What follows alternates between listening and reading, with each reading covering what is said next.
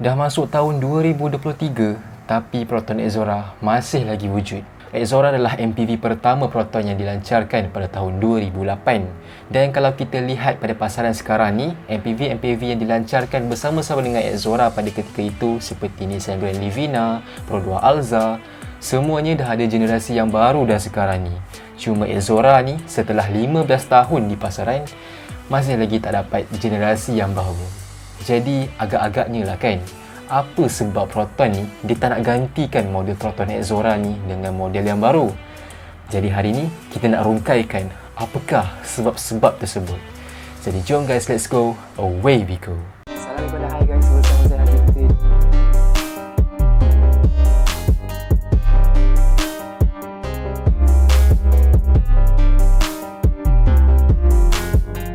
Assalamualaikum, hai guys, bersama saya lagi Haji Fitri dan selamat datang ke YouTube channel ini. Hari ni kita nak ceritakan tentang sejarah sebuah model MPV yang sangat bertahan lama hayatnya, iaitu Proton Exora. Exora adalah MPV pertama Proton yang dilancarkan pada tahun 2008 dan sehingga kini 15 tahun dah berlalu, Proton Exora dengan generasi yang masih lagi sama, masih lagi berada di bilik showroom Proton pada hari ini. Jadilah kan, kenapa Proton ni dia tak nak pun buat upgrade pada model Exora ni dengan adanya generasi Exora yang baru ke? Tapi kalau kita tengok sekarang ni, Proton ni dia nak facelift kan Exora ni tak tahulah sampai bila. Kita boleh nampak yang ada banyak sangat dah variasi facelift Proton Exora ni. Kita boleh nampak pada awalnya kita ada Proton Exora CPS, kemudian kita ada Proton Exora CFE, Proton Exora Bold, dan sampailah sekarang ni kita ada Proton Exora yang di faceliftkan sekali lagi pada tahun 2022. Kenapa Exora ni masih lagi kekal ada sampailah hari ni? Dan itulah yang kita akan rungkaikan dalam video ni. Jadi sebab pertama kenapa Proton Exora ni masih lagi relevan di mata Proton adalah disebabkan oleh Proton Exora ni adalah pada harganya yang sangat murah. Proton Exora ni sebenarnya adalah MPV segmen C, dan bila kita cerita pasal segmen C, of course kita tak boleh nak bandingkannya secara adil dengan Pro 2 Alza, Mitsubishi Xpander, Honda BR-V dan macam-macam lagi. Dia adalah sebuah segmen yang lebih besar daripada semua tu. Dan ya, kalau ikut pricing Exora sekarang ni, iaitu untuk model 1.6 Executive ditandakan pada harga 62,800, dan juga model yang kedua 1.6 Premium yang ditandakan pada harga 69,800. Ini membawa bukti bahawa Proton Exora ni bukan sahaja adalah MPV paling murah di pasaran, malah Proton Exora juga adalah MPV segmen C yang termurah di Malaysia. Di mana kalau kita lihat pesaing MPV segmen C yang lain, contohnya seperti Nissan Serena, ia ditandakan pada harga yang di atas RM100,000. Jadi Exora ni kita boleh nampak yang dia punya harganya adalah separuh berbanding dengan MPV segmen yang sama, iaitu Nissan Serena. Jadi mungkin sebab inilah Proton dia tak nak ubah Exora ni, sebab dengan Exora yang sedia ada ni, dia dapat jual MPV segmen C pada harga yang rendah dan murah. Sebab yang kedua pula adalah daripada segi practicality Proton Exora ni. Proton Exora ni dia masih lagi ada practicality yang boleh dikatakan agak relevan pada tahun 2023 ni, di mana dia ada banyak ruang kompartmen, dia ada banyak cup holder dan macam-macam lagi tempat simpan barang di dalam Proton Exora ni sendiri. Serta dengan ruang boot dia, walaupun ruang bootnya kalau kita gunakan seluruh kerusinya adalah kecil, tapi yang menjadi kelebihan untuk Proton Exora ni adalah apabila kerusinya dilipat, dia boleh lipat secara rata dan sekaligus membolehkan barang-barang yang besar nak masuk lah dengan lebih mudah lagi. Sebab yang ketiga pula adalah daripada segi keselesaan.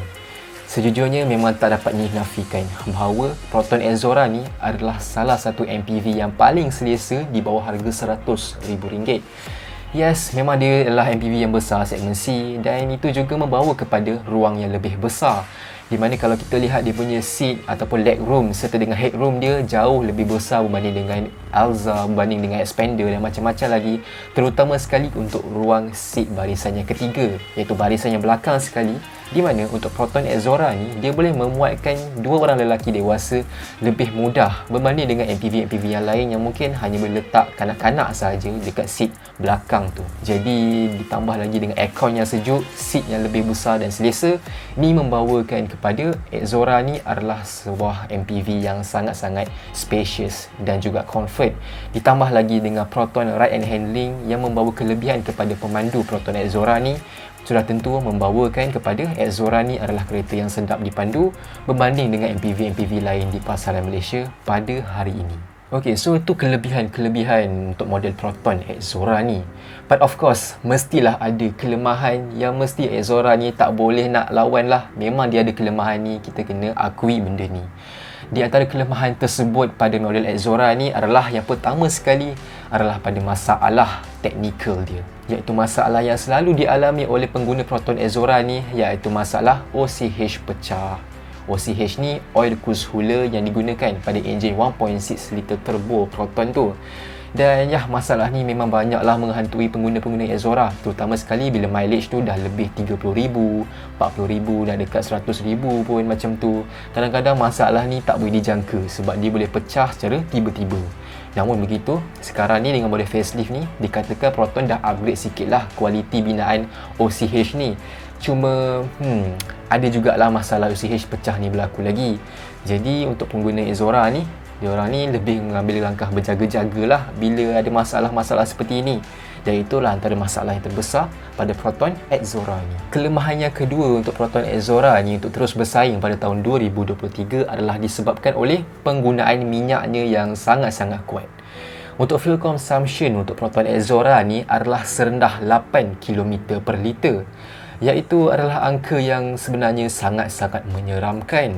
Dia menggunakan enjin 1.6 liter CFE turbo macam Previa dulu, dan enjin ni boleh dikatakan dah agak lama jugalah, dan dia tak adalah pendarafan EEV seperti model-model MPV yang lain macam Alza, Expander dan sebagainya. Jadi dengan penggunaan minyak yang sangat-sangat menyeramkan ini membawa kepada kelemahan yang agak kuat jugalah untuk Proton Exora ini. Kelemahan yang ketiga pula kita boleh nampak, mungkin inilah kelemahan yang agak subjektif sikit, iaitu daripada segi design Proton Exora ni sendiri. Yes, Exora ni daripada tahun 2008 sampailah sekarang dah 2023, dah nak dekat 15 tahun dah, dia masih lagi menggunakan chassis body yang sama dan of course design yang sama, kecuali dengan perubahan sedikit lah. Kalau kita tengok design luarannya mungkin boleh diterima sebab design luarannya adalah sebuah MPV yang normal, bentuk kotak yang macam biasa MPV.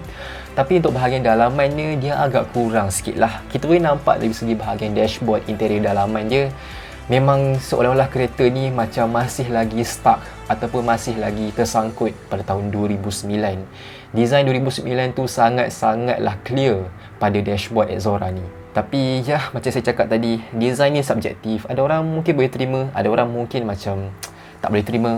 Dan itu adalah antara kelemahan lagi lah untuk Proton Exora untuk terus relevan pada tahun 2023. Jadi itulah sebab kenapa Proton Exora ni masih lagi kekal ada di pasaran pada tahun 2023. Tapi mampukah dia bersaing dengan Alza, bersaing dengan BRV, bersaing dengan Veloz dan juga bersaing dengan Expander?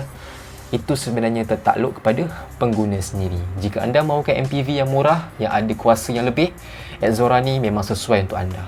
Tapi kalau anda mementingkan MPV yang lebih praktikal ataupun lebih reliability, ketahanan yang dijamin pada masa yang akan datang, mungkin lebih baik anda memilih MPV yang lain lah, sebegitu. So guys, apa kata anda semua tentang Proton Exora pada tahun 2023 ni? Adakah Exora ni patut ada lagi pada atas jalan tahun 2023 ni? Ataupun Proton sepatutnya dah mulalah untuk buat model baharu untuk Exora ni? Dikatakan Proton X90 akan dilancarkan pada masa yang terdekat. Namun X90 tu bukanlah pengganti Exora. So Exora still ada lagi. Jadi guys, apa kata anda semua? Tinggalkan komen anda di ruangan komen di bawah ni. So guys, terima kasih kerana setia menonton video ni sampai habis. Sekiranya video ini membawa manfaat kepada anda semua, bantu saya dengan tekan butang like dan subscribe channel saya dekat bawah ni. Sehingga kita berjumpa lagi dalam video-video yang akan datang. Bye bye semua. Assalamualaikum.